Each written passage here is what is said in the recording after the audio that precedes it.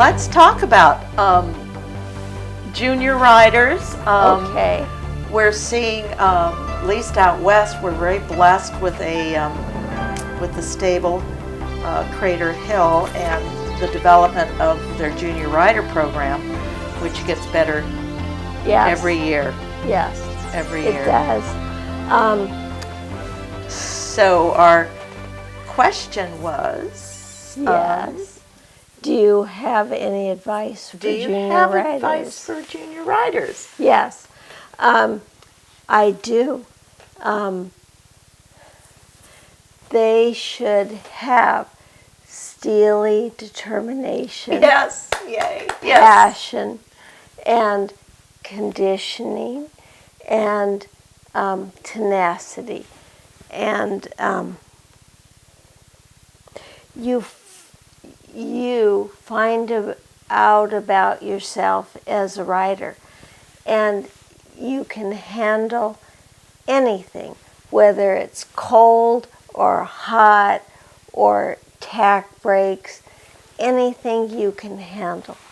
That's the passion and the steely determination to finish. I would advise juniors to do the Tevis after they've done another 100, easier than the Tevis. So they know how long it is, and after they've done several 50 miles.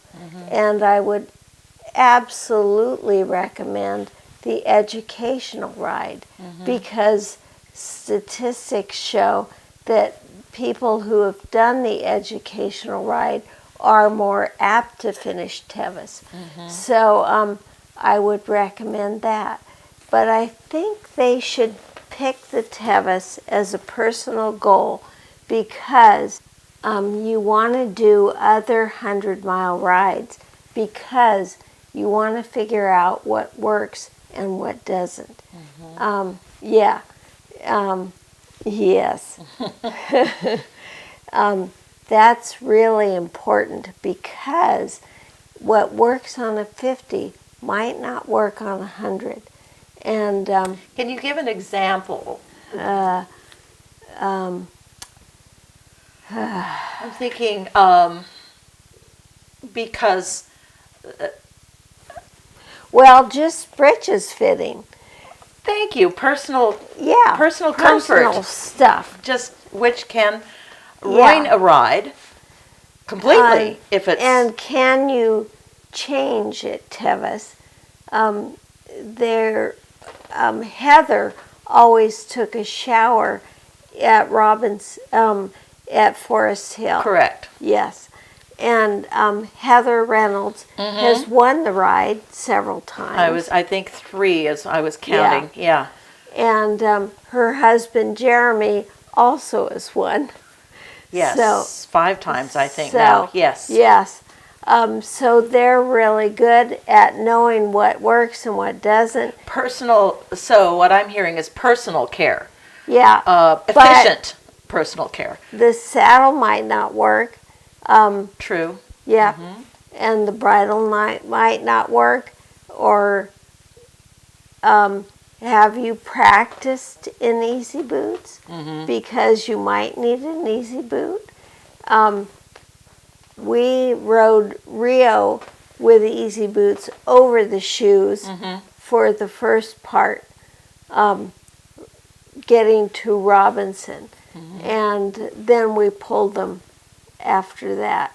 But we pulled the easy boots. That's my advice. If you could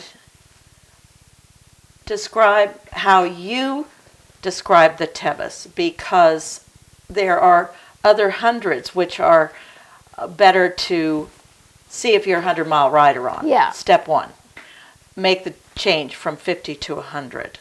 Yeah. So you check that box. So describe Tevis, and especially what makes it unique.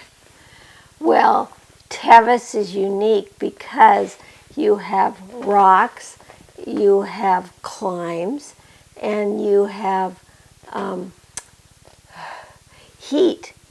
And so you better prepare your horse for heat. And one of the ways you can do it is condition him in a stable sheet that wraps around the horse, but is lightweight, and that acts as an extra coat. And you can, the Tevis is really hard in terms of rocks. The first 35 miles are really rocky, and there's no way to get to you if you have a problem. So, there's a vet check, but it's early, 12 miles, I think. Mm-hmm. Yeah. And then you go 25 miles to the next one. Yeah. So, there's no easy fix if you get on the Tevis trail from the point of the first vet check to the second vet check. First to second, for people who don't know, it goes through the first canyon. Yeah. And that is the most difficult canyon in terms of the degree of pitch on it. And it tends to be the heat of the day. Okay. Yeah. Yeah. And the other canyons can get really hot, over 100 degrees. You have 2 more to climb up out of. Although the Tevis is a downhill ride, you have to climb out of the canyons. So there's 17,000 feet of climb in the Tevis. Am I right? We can check the statistics exactly. That would be fun to. We'll have a map and illustration. Yeah. But that's the and I think maybe that's a piece of it that makes it that much harder. Is people hear those changes? Well, how hard can it be? It's a downhill ride. Yeah. Yeah. It's hard.